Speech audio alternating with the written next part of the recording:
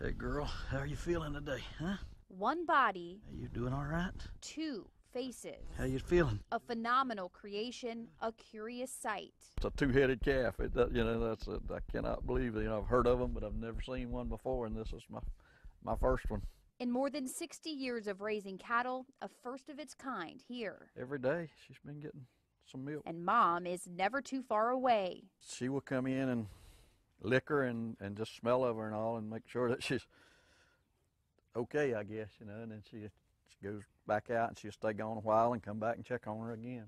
Okay, so the calf may have two sets of eyes, a pair here and a pair here, but Cruz believes that the two middle eyes aren't actually seeing anything, and he believes that she only has one brain, so he thinks that most likely she's only seeing one image.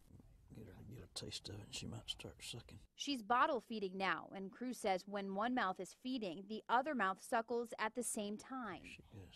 I would like to see her live and actually be able to get up and walk and function. See, the legs just won't cooperate as far as we're standing up. But she's weak, and her head is heavy. Ripley's Believe It or Not says the longest a two-headed cow has lived is 40 days, which means, sadly, in this situation, two heads are not always better than one.